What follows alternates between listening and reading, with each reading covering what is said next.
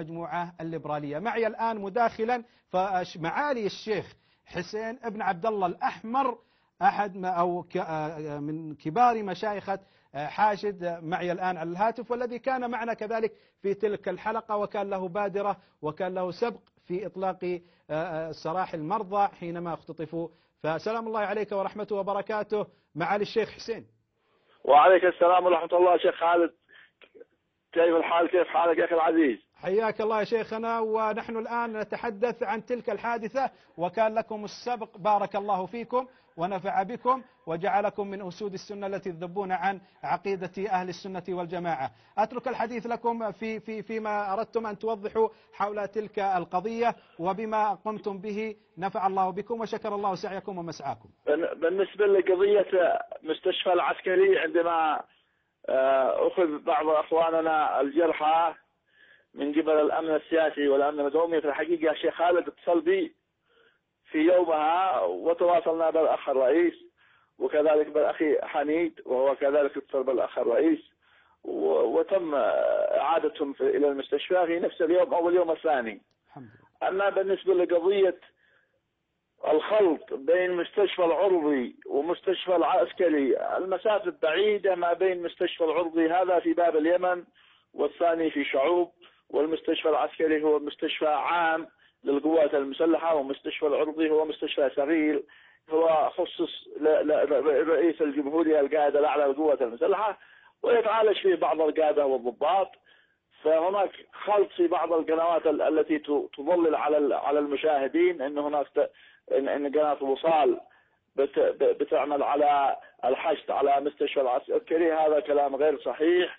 مستشفى قناة وصال دعت أهل السنة إلى الوقوف بجانب إخوانهم المصابين الجرحى الذي تم أخذهم بالقوة من داخل المستشفى للتحقيق معهم، وهذا واجب على قناة وصال وعلى قنوات أهل السنة نصرة إخوانهم أهل السنة المظلومين الذي يقتلوا من قبل الحوثي الرافضي وجماعته، الذي يحاصروا لهم الآن أكثر من شهرين وهم محاصرين، يضربون بالصواريخ وبالدبابات وبالكواتيش وبالمدرعات وبالأسلحة الثقيلة في أقل من كيلومتر مربع. فالحقيقة ما يحصل في دماج يجعلها واجبات على كل مسلم أن يناصر أهل دماج وأن يقف معهم من جانب شرعي ومن جانب أخوي ومن جانب إنساني، لأن ما يحصل في دماج أسوأ. ما يعامل الحوثي أبناء دماج أسوأ مما يعامل أعضاء اليهود الفلسطينيين. ما يقوم به الحوثي في دماج أسوأ مما قاموا به الإسرائيليين في فلسطين. اعتداء غاشم، اعتداء ظالم باغي. فلا بد من النصرة ولا بد من الوقفة الجادة، وعلى الجميع أن يدرك الحوثي لا يريد دماج فقط، الحوثي يريد ما أبعد من دماج، ولكن يعتبر دماج شوكة في حلقه. ما استطاع أن يتحرك أو يقضي على أهل السنة في صعده، ويريد أن يطهر صعده من أهل السنة ورأس السنة في صعد الدماج، ومن ثم يتوجه إلى عمران وإلى صنعاء، وإذا دخل صنعاء سيتوجه إلى نجران وإلى جيزان.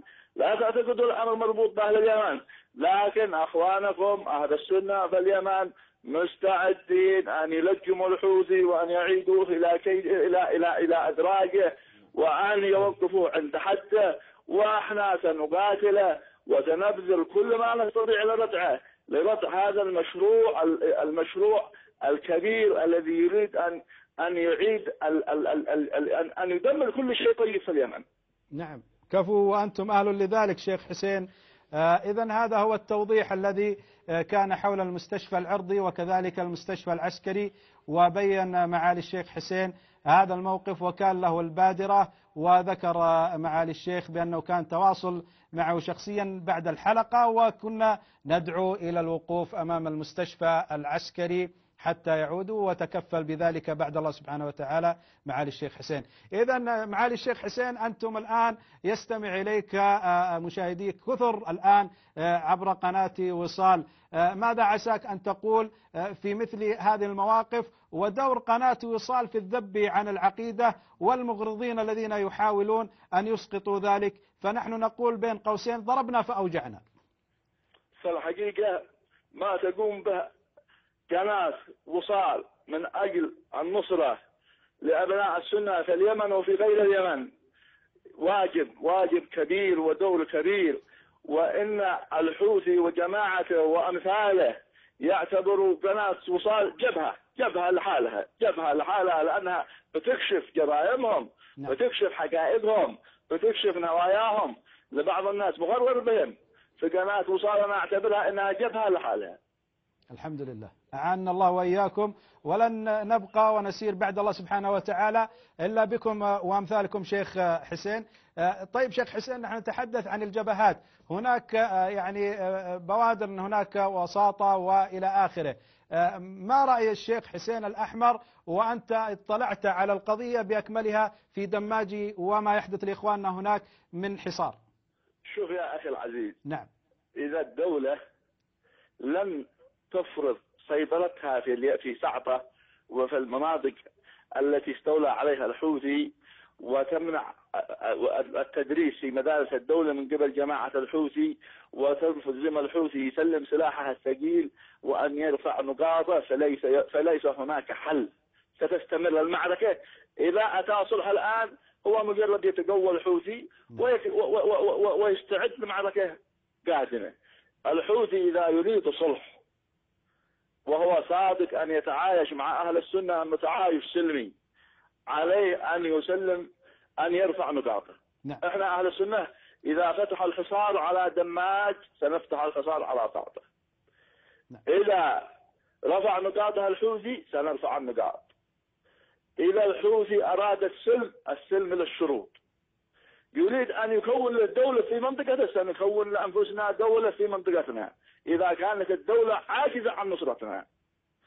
فلا سلم مع الحوثي إلا بعد أن يعترف بالجمهورية اليمنية ويعترف بالدولة ويعترف بالحكومة ويسلم السلطة المحلية في سعطة وفي المناطق التي استولى عليها الحكومة اليمنية والرئيس الدولة، فهناك سيكون سلم. ما لم الحرب إذا وقفت شهر ستشتعل بعد شهر، لأن الحوثي لديهم مشروع إذا ما قامت الدولة بواجبها وكانت عاجزة أو خائفة من الحوثي فنحن سنقوم بواجبنا ودورنا، ونحن ندعو الدولة أن تقوم بواجبها. لن تقف حرب ولن تنتهي الحرب مع الحوثي إلا إذا أصبح مواطن مثل أمثالنا وترك السلاح الثقيل، سلمه للدولة وارتفع من نقاطه وسلم السلطة المحلية للدولة مالا، فهو كل يوم في توسع حتى يوصل ساعة. نعم. وهذا الأمر لن نقبل به أبدا. أنت حتوقف الحرب في كتاف وهو بيروح يدير حرب في أي قبيلة ثانية يريد يتوسع فيها ويواجه أخواننا القبائل وأهل السنة في منطقة أخرى. فعلى الدولة القيام بواجبها. تبدأ من عندي في حاشد تفرض وجودها وتسيطر على المناطق، على منطقة حاشد، على منطقة كتاف، على منطقة صعدة، على الجوف، على وايلة، على حرب. أين الدولة يا أخي؟ واجب عليها حماية المواطن، ومن أوجب أولويات الدولة أن تحمي المواطن وأن تفرض وجودها في كل مكان. إذا لم تجد الدولة في صعبة لن يكون هناك سلام. نعم.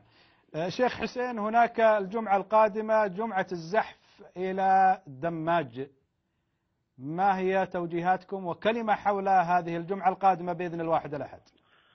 احنا أولا نبشر أخواننا أهل السنة. نعم.